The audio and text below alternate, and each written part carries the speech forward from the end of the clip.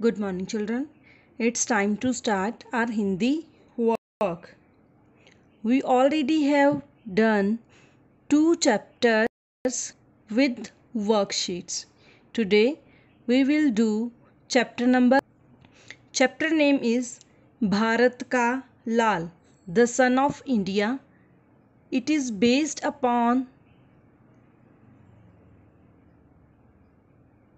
लाल बहादुर शास्त्री जी।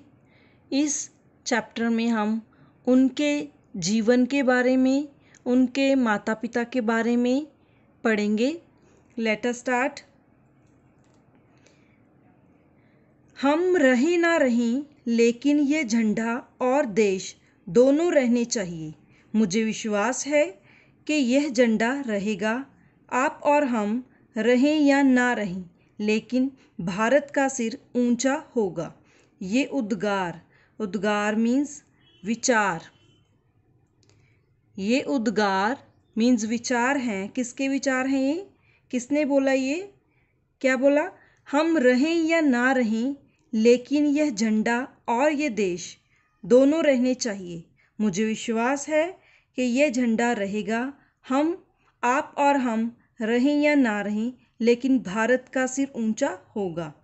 ये विचार हैं भारत के पूर्व प्रधानमंत्री लाल बहादुर शास्त्री जी के, जो उन्होंने स्वतंत्रता दिवस के अवसर पर 1965 में लाल किले की प्राचीर मीन्स वॉल, दीवार से व्यक्त किए थे, बताए थे। ये लाल बहादुर शास्त्री जी हैं जिन्होंने ये वर्डिंग बोली है, जिनकी ये वर्डिंग है। और ये इन्होंने कब कही? 1965 में। कहाँ? लाल किले की प्राचीर, दीवार से व्यक्त की थी। कब की थी? इंडिपेंडेंस डे के टाइम।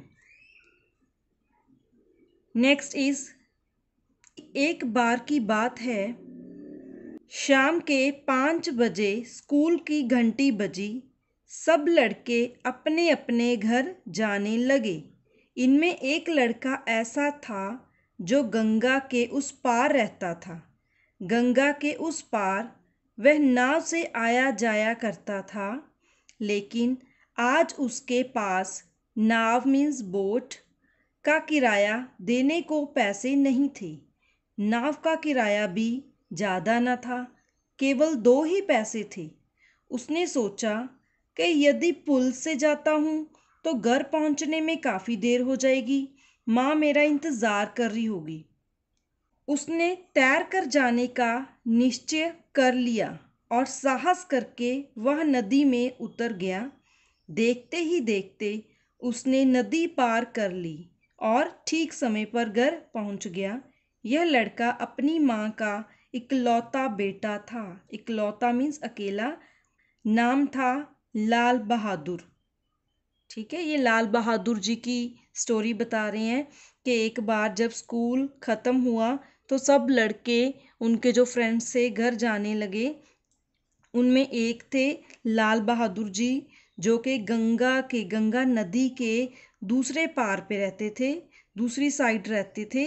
उनको वहाँ पे जाने के लिए नाव का सहारा लेना पड़ता था, लेकिन उस दिन उनके पास नाव में जाने के लिए पैसे भी न थे। उस समय पैसे भी कितने लगते थे? सिर्फ 2 ही पैसे। लेकिन उस समय उनके पास 2 पैसे भी न थे। तो उन्होंने क्या फैसला लिया?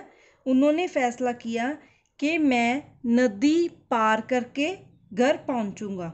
और वह अपने पूरे साहस के साथ उन्होंने नदी पार की और ठीक समय पर घर पहुंच गए। कौन थे ये? लाल बहादुर शास्त्री जी। नेक्स्ट इज, लाल बहादुर शास्त्री जी का जन्म 2 अक्टूबर 1904 ईस्वी को उत्तर प्रदेश के मुगलसराय में एक साधारण परिवार में हुआ था। उनके पिता का नाम शारदा प्रसाद और माता का नाम राम दुलारी देवी था। लाल बहादुर शास्त्री जी का जन्म कब हुआ था? 2 अक्टूबर 1904 ईस्वी को। कहाँ? उत्तर प्रदेश के मुगलसराय में। और उनकी फैमिली कैसी थी? सिंपल फैमिली थी उनकी। उनके फादर का क्या नेम था? पिता का शारदा प्रसाद और माता का राम दुलारी देवी। बालक लाल बहादुर जब केवल 1.5 वर्ष के थे, 1.5 होता है 1.5 ईयर, 1.5 वर्ष के थे, तब उनके पिता का स्वर्गवास मीन्स उनकी डेथ हो गई थी, स्वर्गवास हो गया था। इसके बाद परिवार का सारा भार उनकी माता पर आ पड़ा, लेकिन उन्होंने धैर्य मीन्स हिम्मत और हौसला नहीं छोड़ा। अब वे अपने इकलौते बेटे और 2 पुत्रियों के साथ अपने पुश्तैनी मकान रामनगर में आकर रहने लगी। तो उनकी माता कहाँ रहने लगी? रामनगर में। रामनगर कैसा घर था उनका? पुश्तैनी। रामनगर उनके पुरखों का घर था और उनकी माता अपने इकलौते बेटा इकलौता कौन था? लाल बहादुर जी, और 2 पुत्रियों के साथ उस घर में चली गई। अनेक अभाव होती है कमी, और कठिनाइयों मीन्स मुश्किलों का सामना करते हुए उन्होंने इन बच्चों का पालन पोषण किया। क्लियर? एक किस टाइम की बात बता रहे हैं? जब लाल बहादुर शास्त्री जी 1.5 ईयर के थे, 1.5 साल के थे, तब उनके पिताजी की डेथ हो गई और उनकी माता उनको लेकर अपने पुश्तैनी मकान रामनगर में रहने लगी। स्कूल की पढ़ाई समाप्त करके लाल बहादुर काशी विद्यापीठ में पढ़ने गए। वहाँ उन्हें केवल 5 रुपये छात्रवृत्ति होती है, स्कॉलरशिप मिलती थी। इसी में वे अपना खर्च चलाते थे। काशी विद्यापीठ से उन्होंने शास्त्री की उपाधि प्राप्त की। उपाधि होती है विशेष सम्मान। उस समय देश में गांधी की आंधी चल रही थी। स्वतंत्रता आंदोलन जोरों पर था। लाल बहादुर शास्त्री भी आंदोलन में कूद पड़े मीन्स उन्होंने भी पार्टिसिपेट किया उस मूवमेंट में, और धीरे धीरे वे प्रांतीय मीन्स स्टेट के कांग्रेस कमेटी के समर्पित कार्यकर्ता बन गए। उनकी कार्यकुशलता देखकर सन 1937 में पंडित गोविंद वल्लभ पंत ने उन्हें अपने मंत्रिमंडल में ले लिया। क्यों ले लिया? क्योंकि वो अच्छा कार्य करते थे। और उन्होंने किस कमेटी के लिए काम किया? कांग्रेस कमेटी के लिए। साधारण कार्यकर्ता से वे मंत्री जरूर बन गए।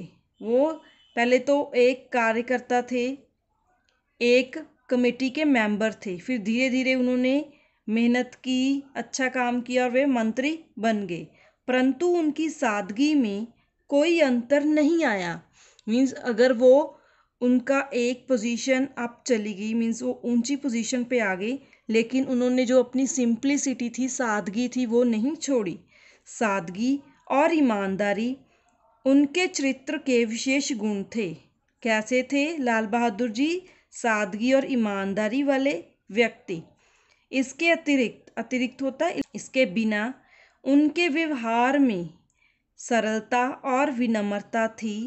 विनम्रता मीन्स बड़े नम्र भाव से बात करते थे। अतः सब लोग उन्हें प्यार और सम्मान की दृष्टि से देखते थे। इन्हीं गुणों के कारण वे केंद्रीय मंत्रिमंडल में मंत्री बने और बाद में प्रधानमंत्री। ठीक है, ये इस पैरे में उनका पूरा कार्यकाल बताया। कार्यकाल के पहले वो कांग्रेस कमेटी के मेंबर बने।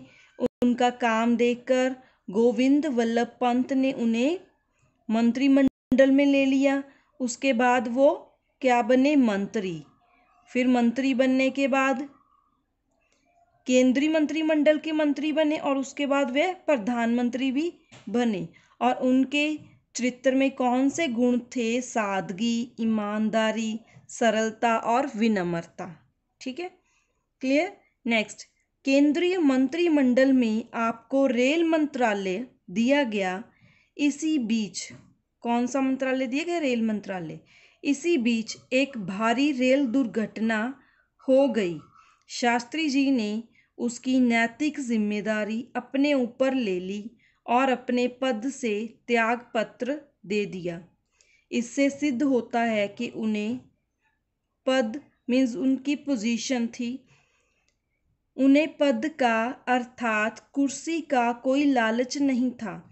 इससे ये भी पता चल रहा है कि उनके मन में किसी तरह का कोई लालच नहीं था कि वो मंत्रिमंडल में मंत्री बने, फिर प्रधानमंत्री बने। तो उन्होंने जब रेल दुर्घटना हुई तो उन्होंने अपनी पोजीशन, अपनी जॉब छोड़ दी।